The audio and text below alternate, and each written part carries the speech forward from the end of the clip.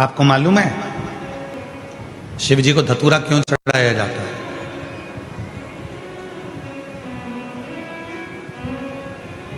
क्यों भगवान शंकर को धतूरा समर्पित किया जाता है? एक धतूरा और उस धतूरे की भी लीला अलग अलग है। जैसे दवाई, कोई दवाई ऐसी रहती है उसको शहद के साथ में, जब आयुर्वेदिक दवाई है तो उसको शहद के साथ में घोल कर चाटा जाता है।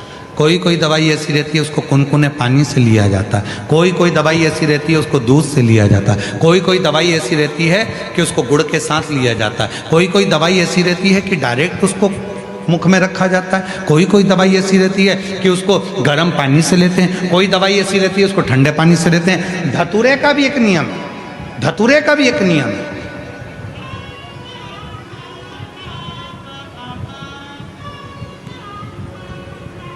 जब किसी के जीवन में गठिया जैसी बीमारी हो जाती है और लगता है कि गठिया बाय हो गए, उसका भी एक पत्र आया है। देखो कहीं ये पत्र देखिए। महाराज, मेरा नाम सुरेखा प्रमोद सूर्यवंशी है, मैं भूसावल से हूँ।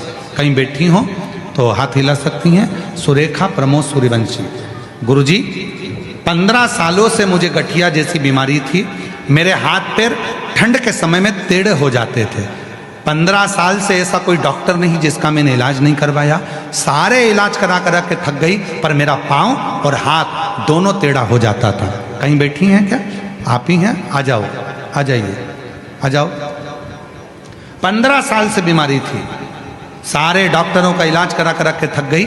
ठंड के दिनों में मेरे हाथ पीछे मुड़ जाते थे, पाँव से मैं चल नहीं सकती थी, घर में पड़ी रहती थी। गुरुदेव, किसी के कहने पर तब मैंने शिव पर भरोसा कर शंकर भगवान पर आपके कहने पर धतूरा चढ़ाना प्रारंभ करा। और आपने कहा था धतूरे को फोड़कर उसमें थोड़ा सा बेलपत्र लगाकर शिव को जब समर्पित करोगी और तब बाबा देवाधिदेव महादेव की कृपा होकर तुम्हारा गठिया समाप्त हो जाएगा। और आज बाबा की कृपा से मैं गठिया के रोग से मुक्त हो गई और मेरा पूरा शरीर आज ठीक। औषधि वही है, कोई औषधि शहद से खाई जाती है, कोई पानी से खाई जाती है, कोई किसी से। अर्थात शिव महापुराण की कथा कहती है कि धतूरे को चढ़ाने का भी एक तरीका होता है।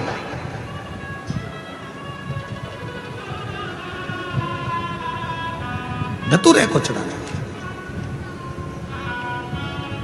कोई बच्चा है, हाथ पैर से विकलांग है, शरीर से विकलांग है, नहीं सही हो रहा, प्रदोष की प्रदोष, एक धतूरा शिव जी को, एक दुर्वा, एक कनेर का पुष्प, तीनों शिव जी के मंदिर में चढ़ाना प्रारंभ कर दो।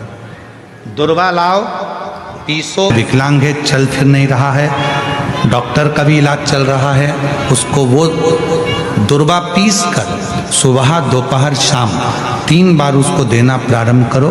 धीरे धीरे बच्चे की बुद्धि का विकास होगा और बच्चा एक दिन इतना एक्टिव हो जाएगा कि खुद उठने का प्रयास करेगा और हाथ पैर भी उसका काम करेगा, खुद करेगा। डॉक्टर का इलाज करवाते रहो।